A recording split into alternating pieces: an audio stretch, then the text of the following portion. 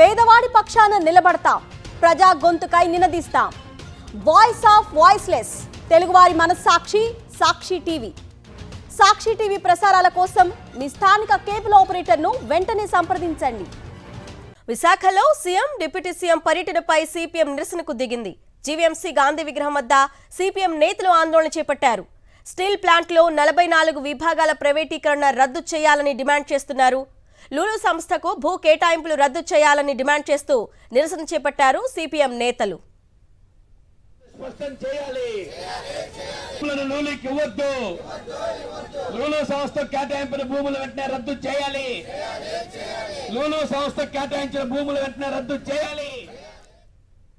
CPM ఆందోళనకు సంబంధించి మరింత సమాచారాన్ని మా ప్రతినిధి నాయుడు లైవ్ ద్వారా అందిస్తారు.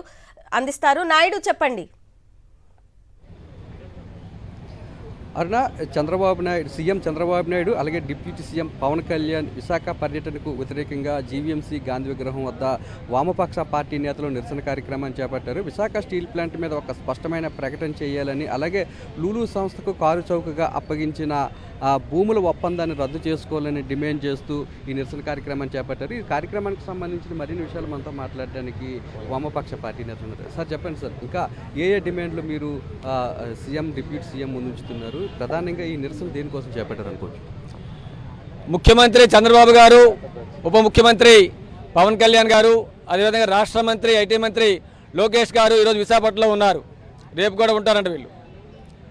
మేము వామపక్ష పార్టీలుగా ఈ ముఖ్యమంత్రిని, ఉప ముఖ్యమంత్రిని ప్రధానమైనటువంటి కొన్ని అంశాలని సమాధానం చెప్పాలని చెప్పి డిమాండ్ చేస్తున్నాం. ఎన్నికల్లో మీరు విశాఖపట్నం ప్రజానీకానికి కొన్ని హామీలు ఇచ్చారు. ఈ హామీల్లో ముఖ్యమైనటువంటి 4 హామీల విషయంలో మీరు ఎటువంటి చర్యలు చేపడతారో ఈరోజు మీరు ప్రకటన చేయాలని చెప్పని మేము డిమాండ్ చేస్తున్నాం. అందులో ఒకటి, విశాఖ ఉక్కుని ప్రభుత్వ రంగంలో కాపాడుతామని చెప్పని మీరు హామీ ఇచ్చారు. తీరా ఈ కేంద్రంలో మోడీ ప్రభుత్వం వైజాగ్ స్టీల్ ప్లాంట్లో కీలక విభాగాల్ని 40 విభాగాలను ముక్కలుగా చేసి ఈవై పేరు మీద ప్రైవేటీకరణ చేయడం కోసం పూనుకుంది. దీని రద్దు కోసం ప్రకటన చేయించాలని చెప్పని మేము డిమాండ్ చేస్తున్నాం. అలాగే మీరు నిరుద్యోగ సమస్య పరిష్కారం చేస్తాం, ఉపాధిని పెంచుతామని చెప్పన్నారు. వైజాగ్ స్టీల్ ప్లాంట్లోనే 5,000 మంది కాంట్రాక్ట్ కార్మికుల్ని ఈరోజు తొలగించారు. వాళ్ళు విధుల్లో తీసుకుంటున్నట్టు మీరు ప్రకటన చేయాలని చెప్పని మేము డిమాండ్ చేస్తున్నాం. ఒక పక్క వైజాగ్ స్టీల్ ప్లాంట్కి మేము లాభాల బాట పట్టిస్తామని చెప్పని, ఆ లాభాలకు కావాల్సినటువంటి సొంత గనుల్ని వైజాగ్ స్టీల్ ప్లాంట్ కేటాయించలేదు కేంద్ర ప్రభుత్వం. మీరేమొచ్చి మీ ఎంపీలని కేంద్రంతో పంపించి ఆర్సెనల్ స్టీల్ ప్లాంట్ కోసం, బిట్టర్ స్టీల్ ప్లాంట్ కోసం, గనుల కోసం మీరు ప్రయత్నాలు చేస్తున్నారు. వైజాగ్ స్టీల్ ప్లాంట్ కోసం మాట్లాడలేదు మీరు. కాబట్టి లాభాలు పట్టుబడాలంటే వైజాగ్ స్టీల్ ప్లాంట్కి సొంత గనులు కేటాయిస్తామని చెప్పి ప్రకటన చేయాలి. అలాగే విశాఖ సాగర్ తీరంలో అత్యంత విలువైనటువంటి భూములు మీరు లూలు సంస్థ దారవతం చేశారు. దాన్ని రద్దు చేయమని చెప్పి మేము డిమాండ్ చేస్తున్నాం. అలాగే మాకు అధికారం ఇస్తే స్మార్ట్ మీటర్ రద్దు చేస్తాం, కడతా రద్దు చేస్తామని చెప్పన్నారు. మీరు పెంచుతున్నారు, వాటి రద్దు చేయమని డిమాండ్ చేస్తూ కార్యక్రమం చేస్తున్నాం.